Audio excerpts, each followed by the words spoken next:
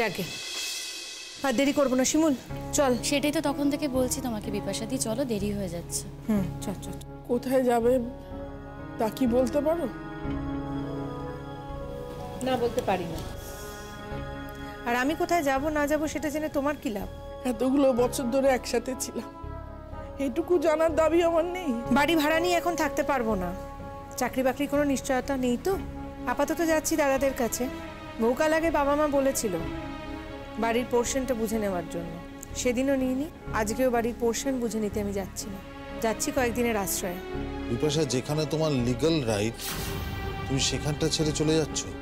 মেয়েদের আবার কোনো লিগ্যাল রাইট হয় নাকি? হ্যাঁ, আইন কিছু অধিকার মেয়েদের জন্য রেখেছে ঠিকই, কিন্তু সেই অধিকারে না আছে কোনো সম্মান, না আছে কোনো মর্যাদা।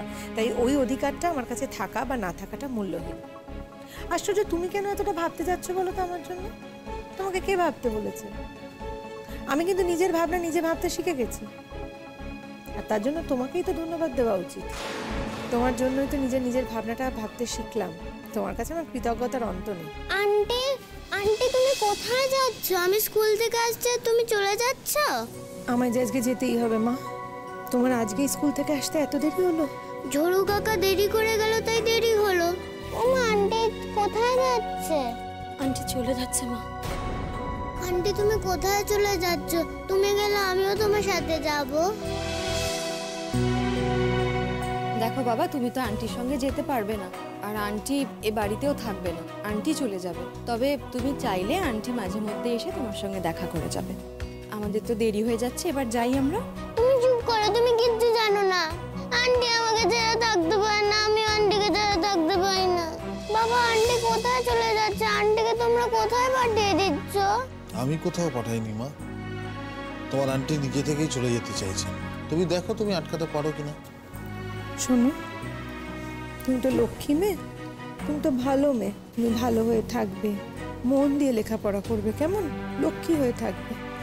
আর আমি যেমন রোজ রাত্রে তোমাকে গল্প শুনিয়ে দিতাম, তুমি মাকে বলবে, মাও তোমাকে রোজ রাত্রে গল্প শোনাবে। আমি তোমার সঙ্গে মাঝে মাঝে এসে দেখা করে যাব, কেমন? আমি তোমাকে কোথাও যেতে দেব না। ও ঠাম্মি, ঠাম্মি তোমরা আটকাচ্ছ না কেন আন্টিকে? আমাদের হাতে কোনো ক্ষমতা নেই দিদি ভাই, দেখো তুমি যদি পারো। আমি কোথাও যেতে দেব না তোমাকে। তুমি চলে গেলে আমি খাবো না, দাবো না, কিচ্ছু করবো না। এরকম বলে না মা, তুমি ভালো মেয়ে না, তুমি লক্ষ্মী মেয়ে না, এরকম ভাবে বায়না করে না মা। আমাকে যে যেতেই হবে আজকে। তুমি জানো তোমার জন্য কতগুলো বই রেখে এসেছি তোমার ঘরে? আমার বই চাই না, খাতা চাই না, আমার কিচ্ছু চাই না। ছবির বই রেখেছি, কত সুন্দর সুন্দর ছবির বই রেখেছি তোমার জন্য, তুমি দেখো। আমার ছবির বইও চাই না, আমার কিচ্ছু চাই না, আমার শুধু তোমাকে চাই। তুমি চলো, ঘরে চলো। আমি সত্যি যেতে পারবো না, আমাকে যেতে হবে মা, প্লিজ প্লিজ ছাড়ো। हाँ बिपाशा दी, तब से तुम ही देर করছো, জলদি জলদি চলে গেলে না ये सब ঝামেলা হতো না। তোমাদের হয়তো এটা ঝামেলা মনে হচ্ছে, কিন্তু আমি তো জানি আমার বাচ্চাটা বিপাশাদির কাছে ঝামেলা নয়। ওরা দুজনই দুজনকে বড্ড ভালোবাসে। এই ভালোবাসায় আর কোনো লাভ নেই মধুরিমা। ওকে যখন চলে যেতেই হবে তখন আগে চলে গেলেই ভালো, তাই না? এই সময় নষ্টটা না হওয়াই ভালো। বিপাশাদি, তোমার বাপের বাড়িতেও তো যেতে হবে, তার সাথে আমাদেরও বাড়ি ফিরতে হবে। এবারে প্লিজ চলো। হ্যাঁ চল চল, তো দেরি হয়ে যাচ্ছে অনেকক্ষণ। না, তুমি কোথাও যাবে না, আমি তোমার সাথে যাব। মধুরিমা প্লিজ তোমার বাচ্চাকে সামলাও প্লিজ। মা এরকম করে না মা, এসো, তুমি স্কুল থেকে এসেছো, ঘরে যেতে হবে মা, খেতে হবে। আমি কিচ্ছু খাবো না, আন্টি যদি চলে যায় আমি কিচ্ছু করবো না, কিচ্ছু খাবো না। দেখি তুমি কেমন করে আমাকে খাওয়াতে পারবো। তুমি আমাকে খাওয়াতেই পারবে না। তুমি বললেই হবে নাকি? আমি আন্টিকে কিছুতেই যেতে দেব না। ও বাবা, আন্টিকে জোর করে রেখে দাও না। সে জোর আমার নেই মা। ও ঠাম্মি, ঠাম্মি আন্টিকে যেতে দিও না। অনেক বলেছি মা, তোমার আন্টি থাকবে না। দেখো তুমি বলে তোমার কথা যদি শোনে। এই দেখো, আমি তোমার ব্যাগ রেখে দিয়েছি। আগে যদি আমি জানতাম তোমার জুতো লুকিয়ে রাখতাম, আমি তোমার কোথাও যেতে দিতাম না। তুমি আমার ব্যাগটা লুকিয়ে রাখলেও আমাকে আজকে চলে যেতে হবে মা, ব্যাগ রেখেই চলে যেতে হবে।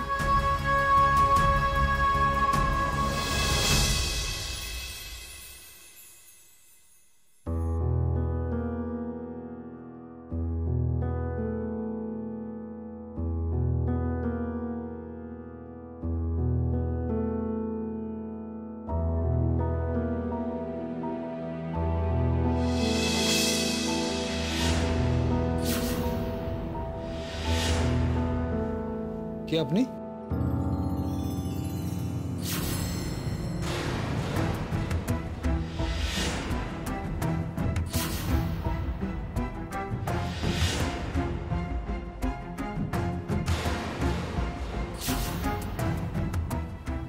আপনি? হ্যাঁ স্যার, আমি। স্যার, আপনার সঙ্গে কথা বলাটা খুব জরুরি ছিল। আপনি তো আমার সঙ্গে কথা বলতে চেয়েছিলেন, তো আমি স্যার সে কারণে নিজেই এলাম। বসুন। Thank you. আসলে বাড়িতে কথা বলাটা খুব একটা সেফ হতো না স্যার, সেই জন্য।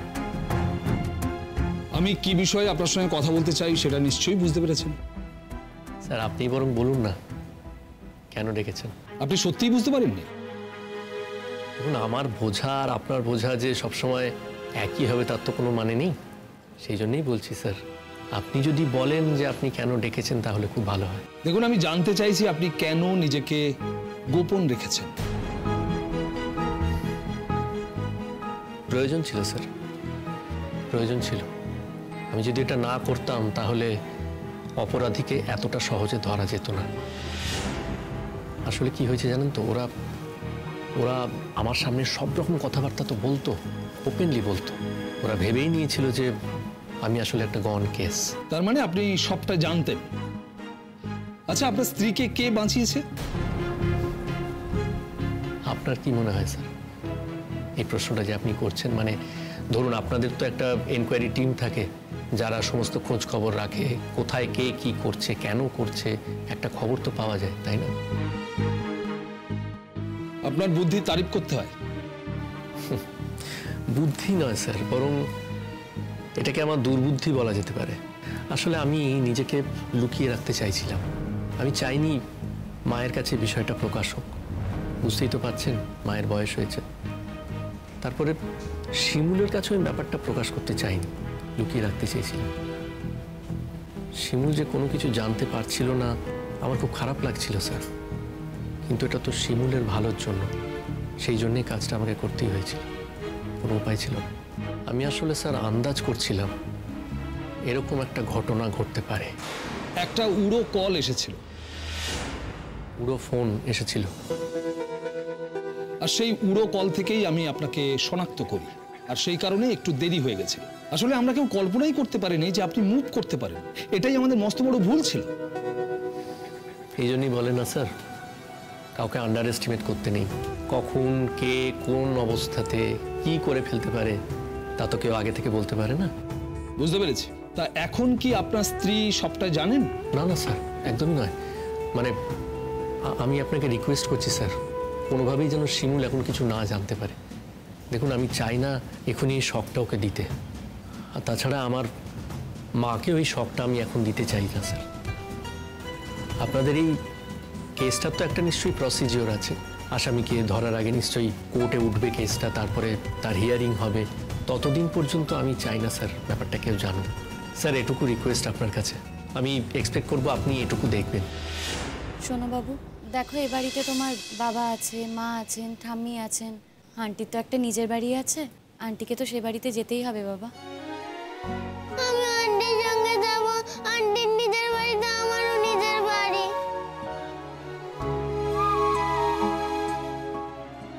তুমি তোমার মাকে ছেড়ে থাকতে পারবে? হ্যাঁ, আমি মাকে ছেড়ে থাকতে পারবো, আমি সবাইকে ছেড়ে থাকতে পারবো, কিন্তু আমি আন্টিকে ছেড়ে থাকতে পারবো না। जरूर पार पे, हाँ आदत हो जाए। और वैसे भी आंटी तो कभी कभी आज पे है ना। আমি সপ্তাহে একদিন করে আসবো, হ্যাঁ, তোমার সঙ্গে দেখা করে যাবো। না না না, একদিন হবে না, তুমি আমার সাথে থাকো প্লিজ আন্টি। কি করি বল দেখি, এটা এমন করে বলছে। কি করবে বিপাশা দি, তুমি আর কি করবে? जिसकी लड़की আছে उसको रोकना चाहिए ना। সত্যিই তাই মধুরিমা, তোমার কিন্তু তোমার মেয়েকে সামলানো উচিত। দেখো, বিপাশা দিয়ে বাড়ি থেকে চলে যাচ্ছে, লাভ তোমারই হচ্ছে। তাই তুমি তোমার মেয়েকে সামলাও। আমাকে যতটা খারাপ তোমাদের সবার মনে হচ্ছে, ততটা খারাপ আমি বোধহয় নই। বিপাশা দি থাকলে আমার সত্যি কোনো অসুবিধা ছিল না। তাই আসলে তুমি খুব ভালো করেই জানো যে বিপাশা দি কখনো কারোর অনুগ্রহ নিয়ে থাকবে না। সেই কারণে জোর গলায় এখন কথাটা বলছো। কই, এর আগে তো এই কথাটা তুমি বলনি। এখন তোমরা যা বলবে তাই তো আমি মেনে নিতে হবে, কিন্তু বিশ্বাস করো আমি আমার মনের কথাটাই তোমাদের বলবো। তোমার কি মনে হচ্ছে? তোমার মনের কথা শুনে তো আমাদের কোনো লাভ নেই। আমরা আমাদের বন্ধুর মনের কথা শুনবো, আর সেই জন্যই ওকে আমরা এই বাড়ি থেকে নিয়ে যাচ্ছি। सुनिए, आपकी बेटी को संभालिए और আমরা দের করতে পারবো না কিন্তু। কাঁদে না মা, লক্ষ্মী মা আমার। তুমি এরকম ভাবে কাঁদলে কি আমার ভালো লাগে বলো? তুমি আমাকে ভালোবাসো না বলেই তো তুমি চলে যাচ্ছ। আমি তো তোমার ভালোবাসি, আমি তোমাকে ছেড়ে কোথাও যাই না। তুমি তো আমাকে ভালোই বাসো না। আমি তোমায় খুব ভালোবাসি না। তুমি একটু বড় হও, তুমি বুঝতে পারবে দূরে থেকেও ভালোবাসা যায়। আমি তোমাকে ফোন করব, আমি ফোনে কথা বলবো তোমার সঙ্গে, সপ্তাহে একবার করে আসবো, প্রমিস। আমি তো ফোন দেবো না, বেশ। শোনো মা, আমার কথাটা একবার শোনো। তুমি মানে তোমার আন্টিকে কিছুতেই আটকে রাখতে পারবে না মা। তুমি তো দেখছো বলো, আমরা কতবার বলছি, সবাই তো বলছি আমরা। মা, আন্টি শুনবে না, আন্টিকে যেতে হবে। তুমি লক্ষ্মী মা, এরকম করো না মা। আন্টিকে যেতে দাও, ওদের দেরি হয়ে যাচ্ছে। আমার কথাটা একটু শোনো। চলে যাও তুমি, তুমি পৌঁছো, আমি তোমার সঙ্গে কথা বলতে চাই না। আহ মা, এভাবে কেউ মায়ের সাথে কথা বলে? তুমিও পৌঁছো, তুমিও চলে যাও। তোমরা আন্টিকে কেউ ভালোবাসে না, তাই আন্টি চলে যাচ্ছে। বলতে হয় না। তোমার আন্টিকে আমি অনেকবার বলেছি মা, আন্টি থাকবে না। বৌমা, তুমি না হয় ছাদের ঘরে একলা থাকতে, সিঁড়ি তো আলাদা ছিলই, সেটা দিয়ে নয় ওঠানামা করতে, তোমার কোনো অসুবিধা হতো না বৌমা। কেন আমাকে বাড়িতে রাখতে চাইছো বলো তো? আমাকে আটকে তোমার কি লাভ? যাতে প্রতি মুহূর্তে এই বাড়িতে থেকে চোখে আঙুল দিয়ে আমাকে বুঝিয়ে দেওয়া যায় যে আমি কতটা নিগৃহীত, আমি কতটা অপমানিত, কতটা অসহায়, আমাকে কতটা অসম্মানিত করা যায় যে এই একই বাড়ির তলায় আমি রয়েছি, যেখানে কিনা আমারই স্বামী অন্য আরেকটা বিয়ে করে আর একটা বাচ্চা নিয়ে সংসার করছে, আর আমি তোমার ছাদের ঘরে একলা পড়ে থাকবো। কেন গো? কতটা ছোট ভাবছো তুমি আমাকে? কতটা অপমান বা অসম্মান করতে পারো বলে তুমি মনে করছো? এতই সহজ? তুমি নিজে একজন মহিলা হয়ে আরেকজন মেয়েকে এরকম একটা প্রস্তাব দাও কি করে? তোমার নিজের স্বামী তোমার সঙ্গে এরকম করলে তুমি কি করতে? বিপাশাদি,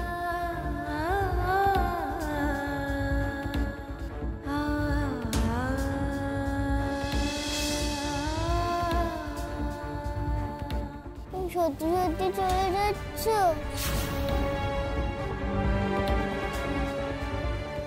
আসবো আমি, বললাম তো আমি সপ্তাহে একবার করে এসে তোমার সঙ্গে দেখা করে যাবো, ফোনে কথা বলবো রোজ। তোমার সাথে আমি আর কথা বলবো না, তোমার সঙ্গে আমার আরই।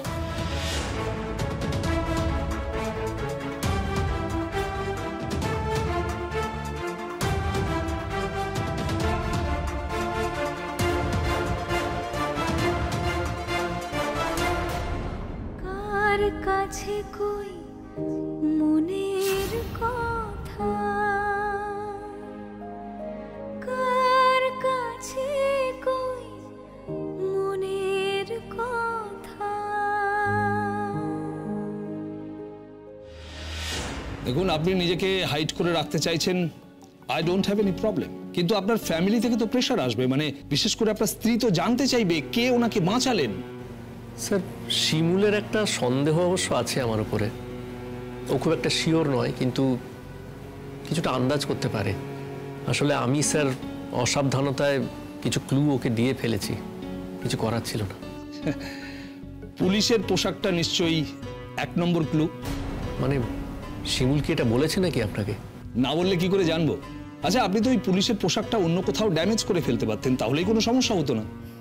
হ্যাঁ স্যার, আপনি ঠিকই বলেছেন। আমার সুযোগ থাকলে আমি নিশ্চয়ই পোশাকটা ড্যামেজ করে দিতাম, সেটাতে আমারই লাভ হতো, কিন্তু সেটা আর হয়ে ওঠেনি স্যার। আসলে স্যার আমি শিমুলকে কোনোভাবেই জানাতে চাই না।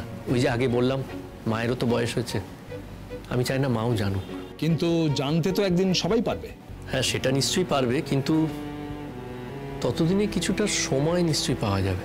আর তাছাড়া বাড়িতেও তো মা খুব প্রেশারাইজ করছে শিমুলকে, বুঝতে পারছি না স্যার কি হবে।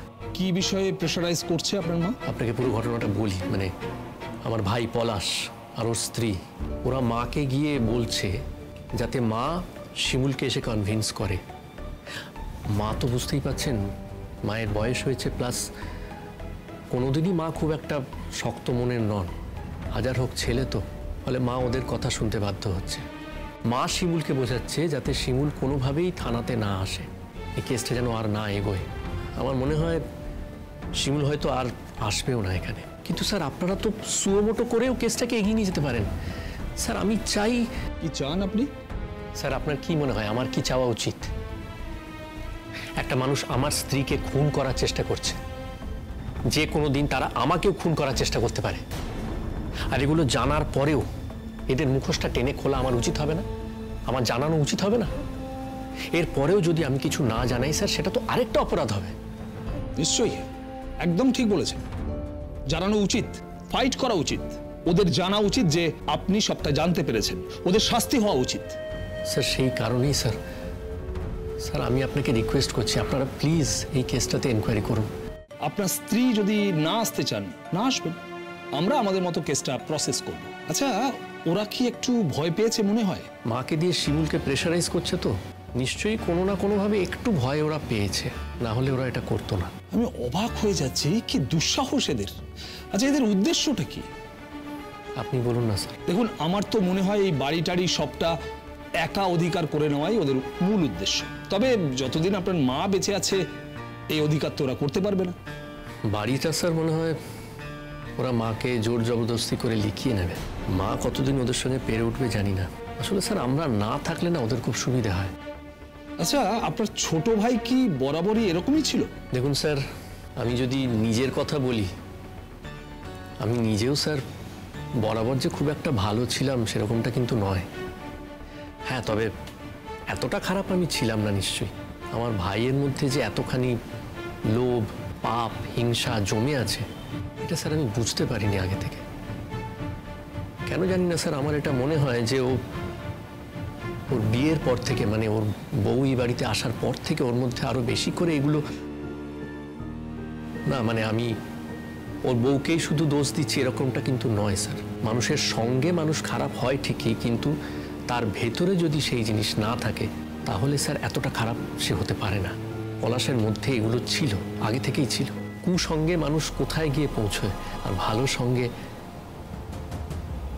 এই যে স্যার আমাকে দেখুন, শিমুলের সঙ্গে থেকে স্যার আমি মানুষটাই স্যার পাল্টে যাচ্ছি আস্তে আস্তে। স্যার সত্যি কথা বলতে গেলে শিমুলকে দেখলে আমার ভেতরে একটা ভীষণ পজিটিভিটি কাজ করে স্যার। That's good. এইভাবেও মানুষ ফিরে আসতে পারে। খাদের কিনারে পৌঁছে গেছিলেন, সেখান থেকে আপনি যেভাবে ফিরে এসেছেন, এটা একটা মোটিভেশন। আমরা আমাদের পুলিশ ডিপার্টমেন্ট থেকে আপনাকে অ্যাওয়ার্ড দেব। না না, কি বলছেন স্যার, এসব কথা বলবেন না স্যার, আমি সত্যিই লজ্জিত বোধ করছি। সে ঠিক আছে, যখন আপনি লজ্জিত বোধ করবেন না তখন না হয় অ্যাওয়ার্ডটা দেব। আপনি এখন এসব নিয়ে ভাববেন না। আচ্ছা, এই যে আপনি এসছেন, আপনার তো রিস্ক আছে। সেই জন্যই বলছি স্যার, একটা ট্রিক্স আমাকে নিতেই হবে, না হলে আমি তো স্যার ধরা পড়ে যাব। চলুন আপনাকে গাড়ি করে বাড়িতে পৌঁছে দিই। আপনার মা যদি জিজ্ঞাসা করে বা বাড়ির লোক কিছু জানতে চায়, বলবেন যে পুলিশ গাড়ি করে নিয়ে গেছিল, আবার পুলিশই গাড়ি করে পৌঁছে দিয়ে গেছে। চলুন। না না স্যার, মানে স্যার বলছিলাম যে তাতেও কথা উঠবে স্যার, তাতেও বলবে যে আমি মাকে কেন ডাকিনি। আপনি বলবেন যে মা ঘুমোচ্ছিলেন, মা রেস্ট নিচ্ছিলেন, তাই ডাকেননি। আর তাছাড়া আমরা তো বলবো যে আমরা আপনাকে ডেকেছিলাম। আপনি বাঁচিয়ে দিলেন স্যার আমাকে, তা না হলে আবার একটা মিথ্যে বলতে হতো আজ। আর বিশ্বাস করুন স্যার, শিমুলকে মিথ্যে কথা বলতে না একেবারে ভালো লাগে না, মন সায় দেয় না। শিমুলের সামনে গিয়ে দাঁড়ালে না স্যার, নিজের থেকেই সত্যি কথাগুলো বাইরে বেরিয়ে আসতে চায়। ও যদি না থাকতো তাহলে আমি তো স্যার অন্ধকারে তলিয়ে যাচ্ছিলাম। কি হতো আমার? এরকম একটা মেয়ের যারা ক্ষতি করতে চায়, আমি সব কিছু জেনে বুঝে তাদের ক্ষতি করতে দেব? হতে পারে না। আমি যা করেছি এটার জন্য আমার কোনো হীনমন্যতা নেই স্যার, কোনো পাপবোধ নেই। বরং স্যার আমার মনে হচ্ছে আমি এতদিনে একটা ভালো কাজ করতে পারলাম। আপনারা ভালো থাকুন, আপনাদের ভালো হোক, শিমুল দেবীর ভালো হোক। ওনার মতো একটা মেয়ে এই সমাজে একজন নয়, অনেককে আলোর দিকে টেনে আনতে পারে। ওনার সম্পর্কে আমি সজাগ থাকব। ভবিষ্যতে কোনো প্রয়োজন হলে আমরা সাপোর্ট দেব। স্যার একটা রিকোয়েস্ট করব আপনাকে স্যার, যারা এই কাজটা করতে চেয়েছিল তারা স্যার কিন্তু আবার চেষ্টা করবে। একবার ব্যর্থ হয়ে ফিরেছে, ওরা কিন্তু দ্বিতীয়বারের জন্য আবার চেষ্টা করবে স্যার। শিমুলের বিপদ কিন্তু এখনো কাটেনি, তাই আপনাদেরকে রিকোয়েস্ট করছি আপনারা প্লিজ একটু সজাগ থাকবেন। আমি হয়তো সবসময় সবটা জানতেও পারবো না। আপনি একদম নিশ্চিন্ত থাকুন। এখন থেকে আপনি এবং শিমুল দেবী, আপনাদের দুজনের দায়িত্বই আমাদের। অনেক ধন্যবাদ স্যার, আপনাকে অনেক ধন্যবাদ।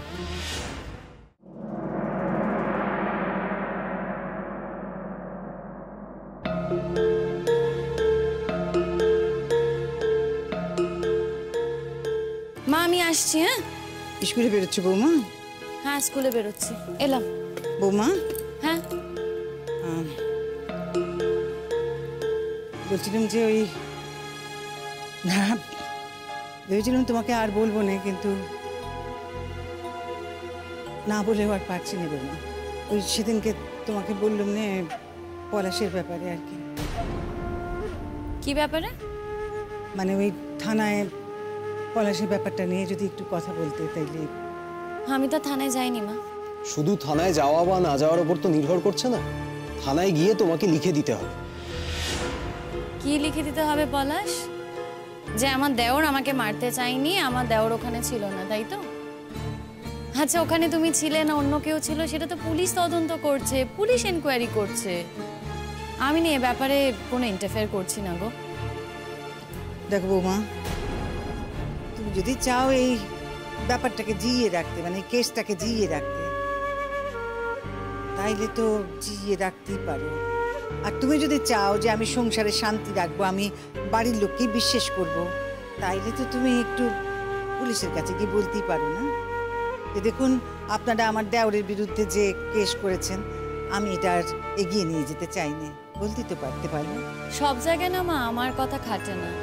দেখো পুলিশ তো পুরো ঘটনাটা নিজের চোখে দেখেছে, তাই সে নিজের মতো করে এনকোয়ারি করছে, নিজের মতো করে পুরো বিষয়টা দেখছে।